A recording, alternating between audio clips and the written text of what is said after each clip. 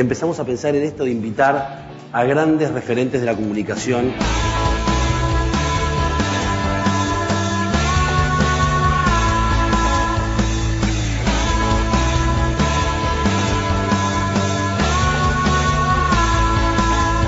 Nosotros entendemos que nuestros mejores años son los próximos 10.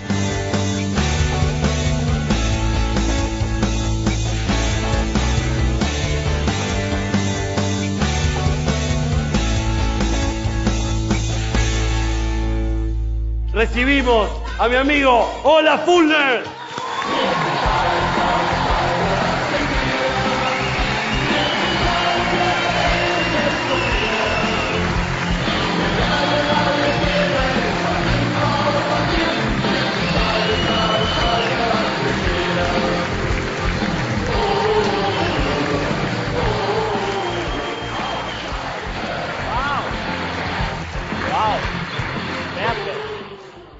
Yeah, perfect. What a start.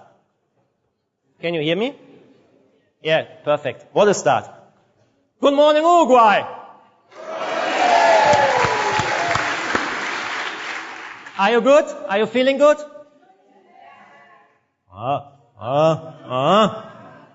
It's very early for you, huh? Oh, I have to prepare myself. Yeah.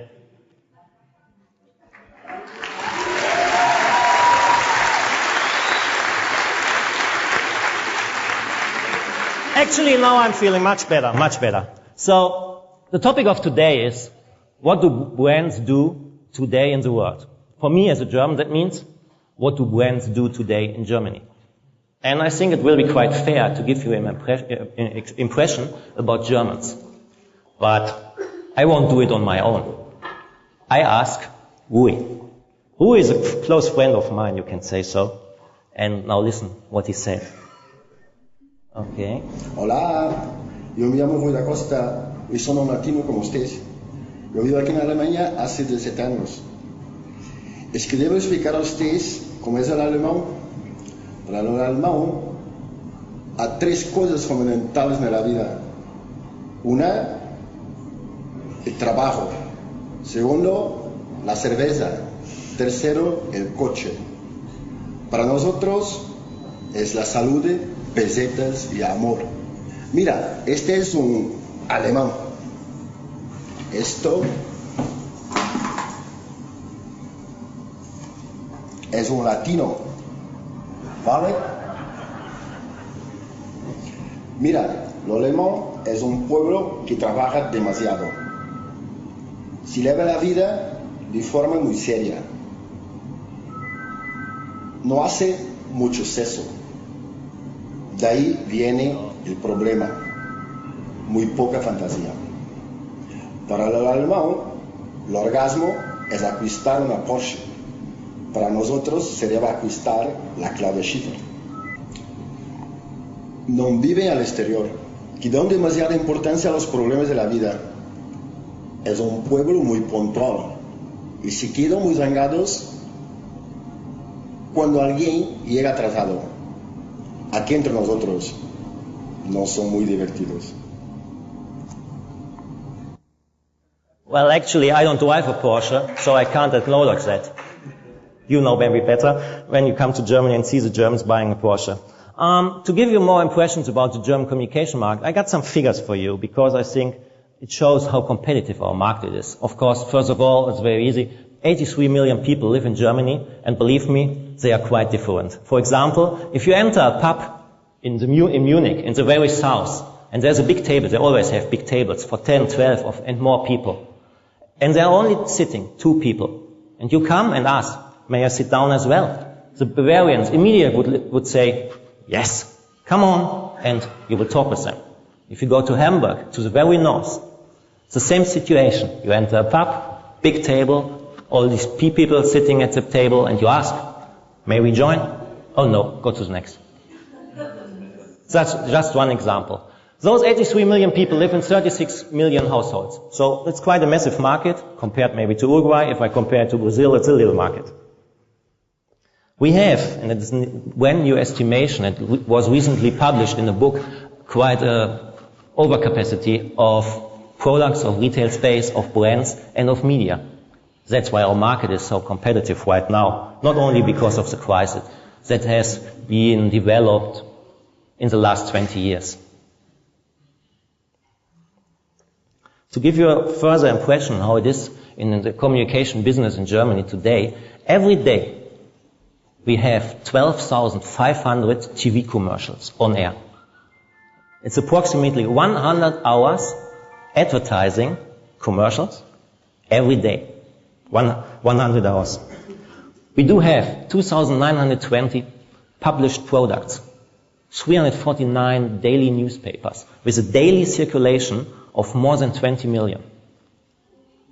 We do have 298 outside places, what means billboards, city light posters, mega posters, blow-ups.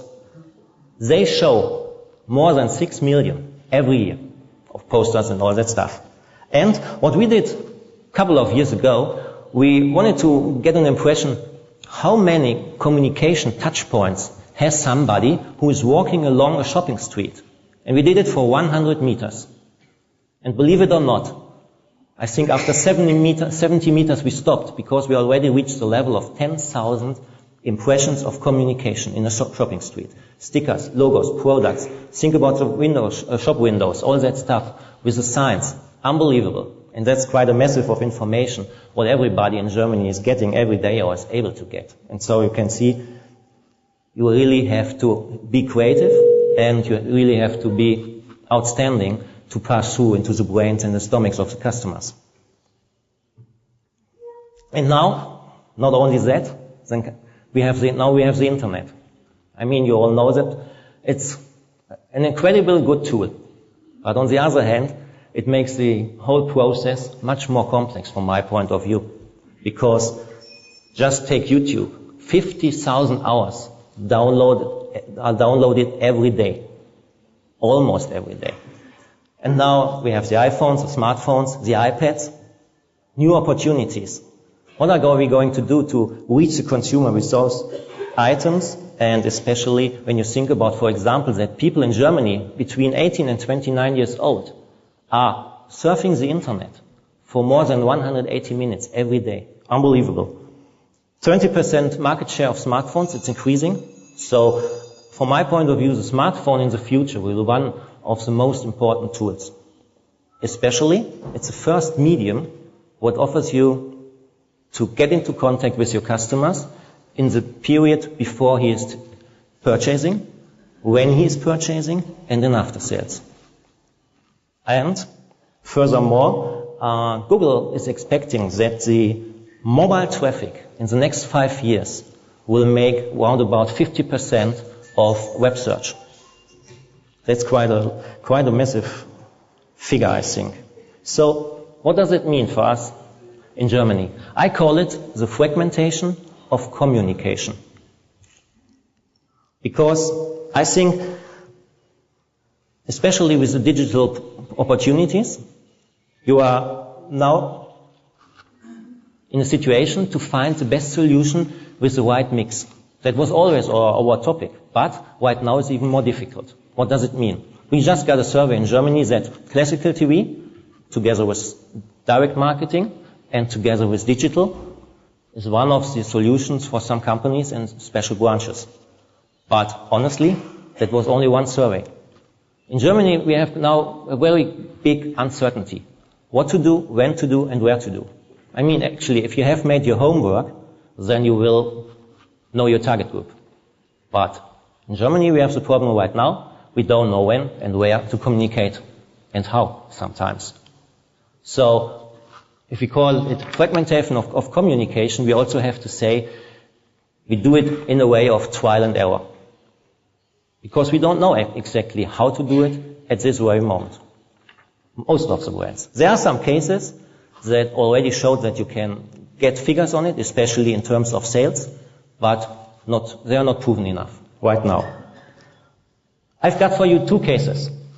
Two cases that might be a solution for that. And afterwards I show you some tiny little examples of other German agencies which I think already show what I mean with trial and error. The first case is one of the, as Rui said, loved product in Germany, beer. And let's listen what his opinion is about Germans and beer.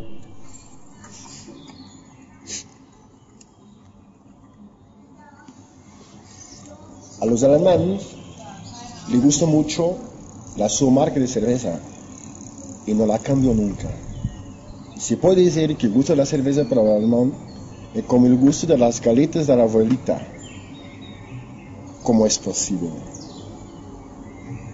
Tengo tantos apellidos para la cerveza y tan pocos adjetivos para sus mujeres. Si quieres comprender cómo es un alemán, comparamos un alemán a un italiano. Si dice un italiano que todas las masas han el mismo gusto, se quedan muy zangados. Y así es el alemán con el gusto de la cerveza.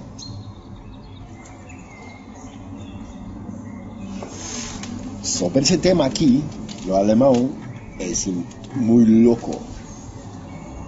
Mamma mía. Maybe you've heard of it, but one of our clients is a world-famous brand, Krombacher. It's located in the middle of Germany in a tiny little village called Krombach, but it's market leader in Germany. And the German market for beer is competitive like hell. That are the market shares of 2010. And Krombacher is market leader with 9.4%. Not quite a lot. But think about all these international brands like Carlsberg, Heineken, InBev. They tried to enter the market. But at the end, I read it on Monday, this week, they now start to think about leaving the market because it's not possible. It's too expensive. They only were able to buy plenty of tiny little brands to come to the point to reach a level of critical mass turnover. But at the end, they are not able to reach in years the top of the market. It's because we have in Germany more than 1,000 breweries. It's unbelievable. In tiny little villages, you have a brewery only for that village. They produce 6, maybe 5 hectoliters per year, up to the market leader Krombacher, 6 million hectoliters a year. So you see absolutely differences in this business. But what Krombacher did, and what from my point of view might be one of those solutions to help you to survive and to build your brand and to be successful in the future, is consistency. And that's what I show you right now, because that's an ad from Krombacher of 1995. And what you will see in the following advertisings as well is, you see the forest, you will see the lake, you see the product shot, you see the logo, and you see the claim. In German it's eine Perle der Natur, it means a pearl of nature. It's very much related to nature, where the product comes from the middle of the forest. That was 1995, that was 2004. And that is 2011. You can see we got an island, but it's still the lake, it's still the forest, the product shot, and on the left in the copy we now talk about ingredients. Because green products, fair produced products are becoming more and more important in Germany, so you have to give the consumer the opportunity to know what kind of ingredient you are using to produce your product, especially in terms of food products. If you look to the commercials, it's almost the same. I give you a short explanation because it's in German. The first commercial is from 2001, and it shows nature.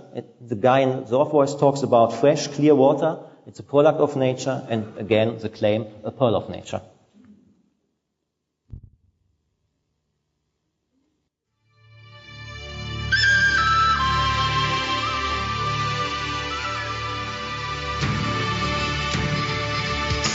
Krombacher, mit Felsquellwasser gebraut.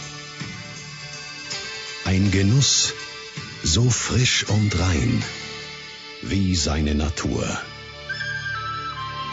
Krombacher, eine Perle der Natur.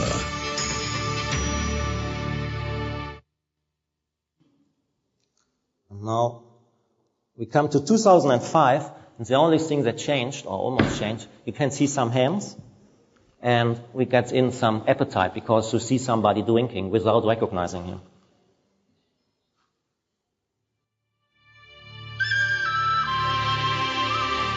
Krombacher.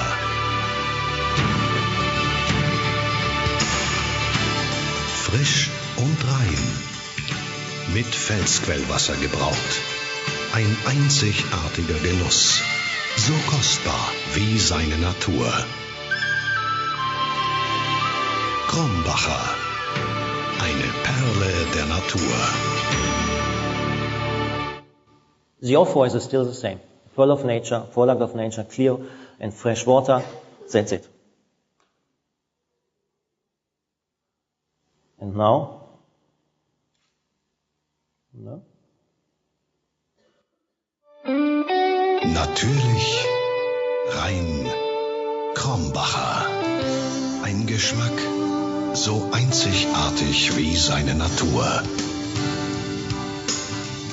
Mit Felsquellwasser gebraut. Krombacher. Eine Perle der Natur. Genießen Sie es. That was 2008.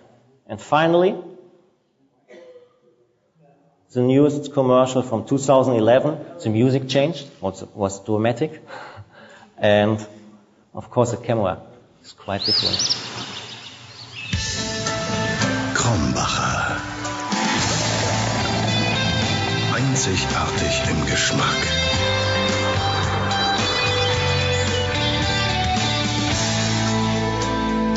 Mit Felsquellwasser gebraut.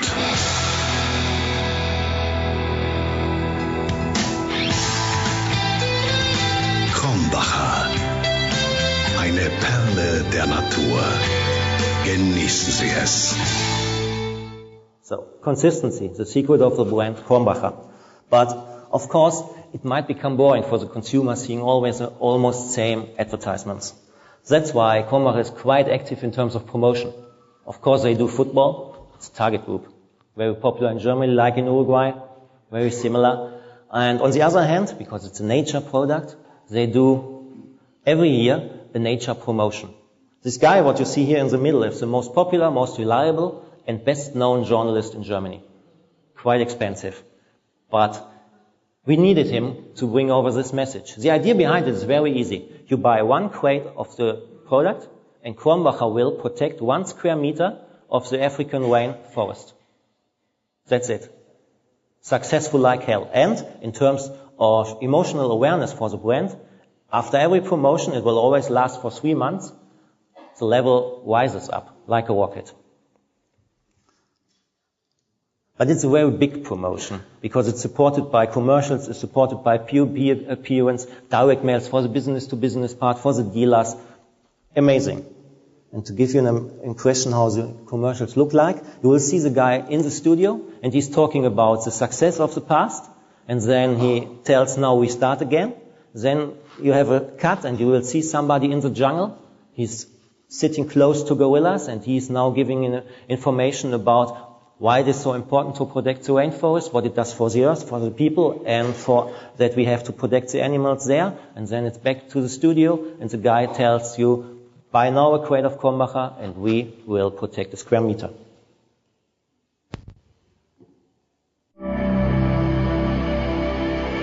Der Zanga-Sanga-Regenwald in Afrika. Unersetzlich für unser Klima und letztes Rückzugsgebiet für Tausende von Tier- und Pflanzenarten. Über 83 Millionen Quadratmeter dieses Gebiets konnte Krombacher in den letzten 6 Jahren unter Schutz stellen. Und jetzt können auch Sie wieder mitmachen beim Krombacher Regenwaldprojekt. Dirk Steffens ist für uns in Afrika. Hallo. Hallo aus dem Regenwald. Hier gibt es eine unglaubliche Artenvielfalt und eine der größten Populationen von Flachlandgorillas. Damit dieser Lebensraum erhalten bleibt, brauchen wir dringend Unterstützung. Ihre Unterstützung. Denn jetzt gilt wieder, ein Kasten Krombacher gleich 1 Quadratmeter geschützter Regenwald. Gemeinsam handeln, gemeinsam genießen. Das Krombacher Regenwaldprojekt 2008. Machen Sie mit? Another one, now it's telling us the same story almost. The guy at the beginning, then we have the cut to the guy in the jungle, but now